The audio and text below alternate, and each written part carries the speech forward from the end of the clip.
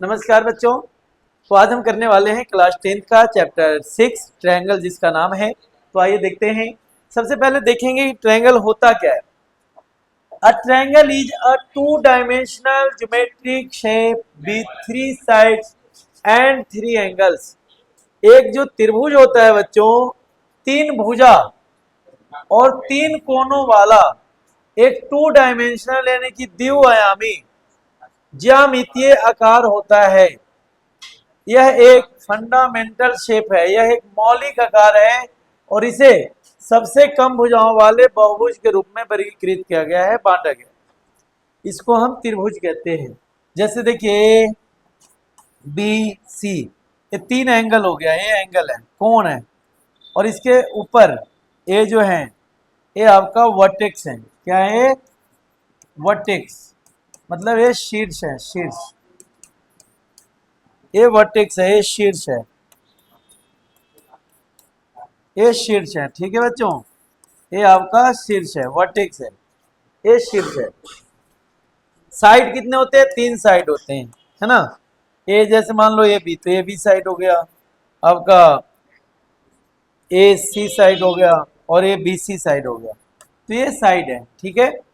तो ये अब समझ गए आप लोग त्रिभुज क्या होता है, ट्रायंगल क्या होता है। नेक्स्ट देखिए, हमें 10th में जो पढ़ना है बच्चों, पढ़ना है सिमिलर के बारे में। हमने 9th में पढ़ा था कॉन्ग्रुएंट के बारे में, हम यहाँ पढ़ेंगे और सिमिलर के बारे में पढ़ेंगे, सिमिलरिटी के बारे में पढ़ेंगे। तो देखिए, सिमिलरिटी ऑफ एनी पॉलीगॉन्स, कोई भी पॉलीगॉन ले लीजिए, ठीक है, कोई भी बहुभुज ले लीजिए। पॉलीगॉन मीन्स होता है बच्चों बहुभुज, जिसमें कई भुजाएं होती हैं, जिसमें हमने देखा अभी एक ट्रायंगल है जो सबसे कम भुजा वाली बहुभुज है। Two polygon of the same number of side are similar if, दो पॉलीगॉन, कोई भी पॉलीगॉन तभी सिमिलर होगा जब उसके corresponding angles are equal, corresponding angle equal होंगे, या कॉरेस्पॉन्डिंग साइड और and corresponding sides are in the same ratio. दो चीजें याद रखनी है, एक तो कि उसके कॉरेस्पॉन्डिंग एंगल बराबर होने चाहिए, संगत कोण बराबर होने चाहिए, और जो उसके साइड है कॉरेस्पॉन्डिंग साइड, वो क्या होना चाहिए? प्रोपोर्शनल होना चाहिए, समानुपाती होना चाहिए। देखिए एक एग्जांपल लेते हैं। जैसे मान लिया जाए कि ए है, बी है, सी है और ये डी है। ये मान लो पी है, ये क्यू है, आर है और एस है। कॉरेस्पॉन्डिंग एंगल क्या होगा? एंगल ए एंगल पी के बराबर हो, एंगल बी एंगल क्यू के बराबर हो, एंगल सी एंगल आर के बराबर हो, और एंगल डी एंगल एस के बराबर हो। यानी कि अगर हम लिखें ए बी सी डी, तो हमें इधर लिखना होगा पी क्यू आर एस, और ये तो हो गया कि एंगल बराबर है। इसके साइड्स क्या होना चाहिए? प्रोपोर्शनल। मान लो ये 12 है, ठीक है, ये मान लीजिए 8 है, तो ये 6 हो गया, ये मान लेते हैं 4, ये भी मान लो 12 है, ये 8 है, ये हो गया आपका 6 और ये हो गया 4। यानी कि प्रोपोर्शनल होना चाहिए। जब इसका रेशियो निकालेंगे तो सेम आएगा। इससे इसको निकालेंगे 6/12, 1/2, 4/8, 1/2। उसी तरह से 6/12, 1/2, 4/8, 1/2। ठीक है, इसको कहते हैं सिमिलर। सिमिलर तब होगा बच्चों जब कॉरेस्पॉन्डिंग एंगल यानी कि संगत कोण बराबर होंगे, और जो कॉरेस्पॉन्डिंग साइड्स है, संगत भुजाएं हैं, वो समानुपाती होगा, समान अनुपात में होगा। ठीक है, चलिए आगे देखते हैं। सिमिलरिटी ऑफ ट्रायंगल, ट्रायंगल के लिए फिर वही है, ट्रायंगल के लिए भी वही है, देख लेते हैं। हमें जो 10th में ट्रायंगल के बारे में करना है, तो their corresponding angles are equal and their corresponding sides are in the same ratio, यानी कि प्रोपोर्शनल होना चाहिए। ठीक है, उनके संगत कोण बराबर हो और उनकी संगत भुजाएं समान अनुपात में हो, तो उसको हम कहेंगे कि ये जो ट्रायंगल है, मान लो ये है, बी है, ये सी है, ये पी है, क्यू है, आर है। ये मान लिया जाए कि जो ए बी सी है, triangle A P Q R का सिमिलर कब होगा? जब इसके ए एंगल इसके बराबर हो, ए एंगल इसके बराबर हो, ए एंगल इसके बराबर हो।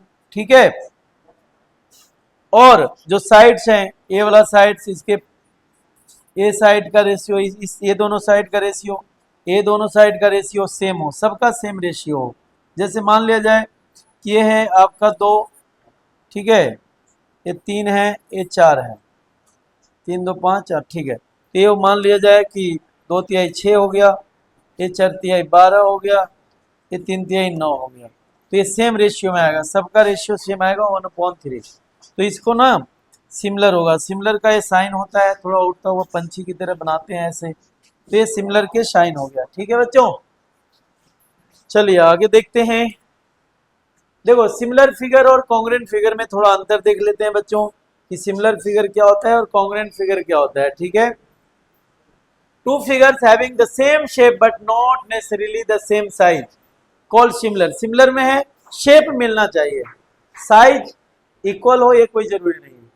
शेप मीन्स आकार, आकार होना चाहिए सेम, ठीक है, आकृति बराबर हो या ना हो, मिलता जुलता। सिमिलर का मतलब ये होता है मिलता जुलता, और कॉन्ग्रुएंट का मतलब क्या होता है, सर्वांगसम का हूबहू एकदम एग्जैक्ट, हर चीज में वही ये होता है। तो ये देखिए जिनकी आकृतियां, जैसे ये देखो सर्कल है, ये भी सर्कल है, मिलता जुलता है, मतलब सर्कल है तो ये भी सर्कल, तो ये क्या हो जाएगा, सिमिलर हो जाएगा।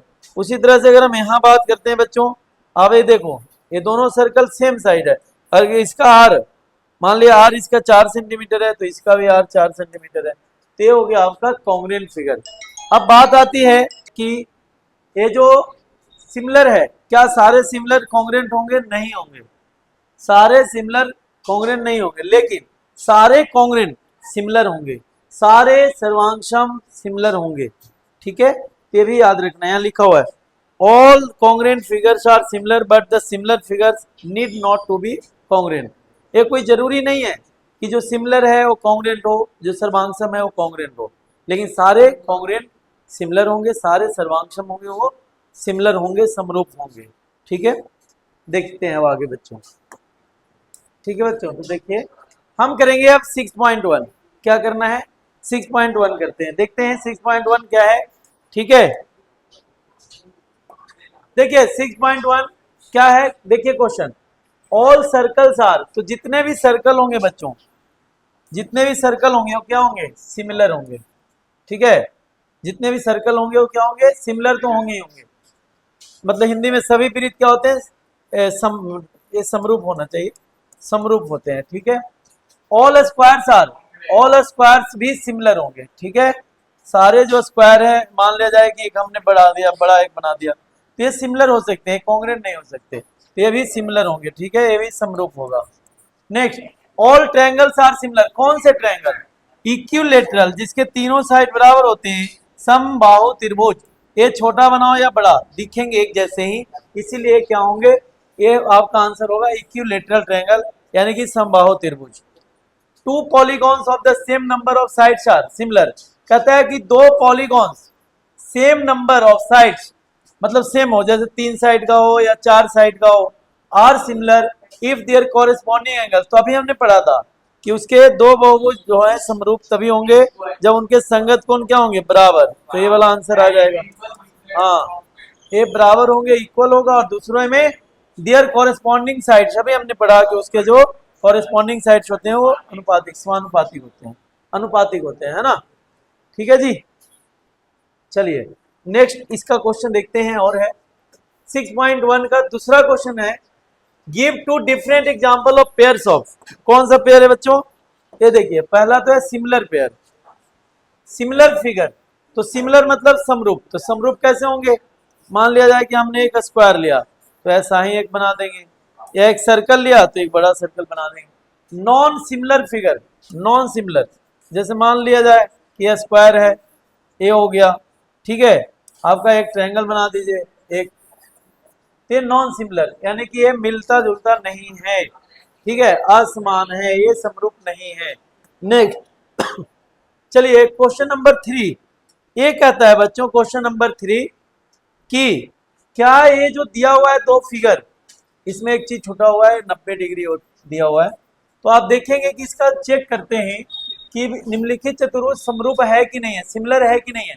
तो देखिए अगर हम देखते हैं S R P Q, DCBA ऐसे ले लेते हैं, DCBA। तो आप देखेंगे कि 1/5 है अपॉन 3 है बराबर 1.5/3, सबका सेम ही है, सब सेम ही है बच्चों, ठीक है, 1.5/3। तो ये सबको काटेंगे 1/2, ये भी 1/2, ये भी 1/2, ये भी 1/2। कैसे आया देखिए, 15 लिखेंगे, पॉइंट हटेगा 30 हो जाएगा, 15 का 15, 15 दूनी 30, 1/2। लेकिन ये देखिए आपका ये 90 है, लेकिन ये 90 नहीं है, तो इसीलिए ये सिमिलर नहीं हो सकता, it is not similar. Similar क्यों नहीं है बच्चों? क्योंकि ये समरूप नहीं है।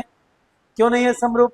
क्योंकि इसके साइड तो प्रोपोर्शनल है ना, अनुपातिक हैं, लेकिन साइड तो अनुपातिक हैं, लेकिन जो इसका क्या है, एंगल है, जो कोरिस्पॉन्डिंग एंगल है वो बराबर नहीं है। तो ये हो गया आपका 6.1। अब हम जो है आगे करेंगे 6.2, आपको अगले वीडियो में मिलेगा 6.2, ठीक है। पहले उसके पहले हम थ्योरम करेंगे, ठीक है। 6.1 थ्योरम, जिसको हम बीपीटी कहते हैं या थेल्फ थ्योरम कहते हैं। 6.2 थ्योरम करेंगे, कन्वर्स ऑफ बीपीटी। उसके बाद हम 6.2 करेंगे, ठीक है। धन्यवाद। अगर आपको पसंद आता है वीडियो तो प्लीज़ आप लाइक सब्सक्राइब जरूर करें। धन्यवाद।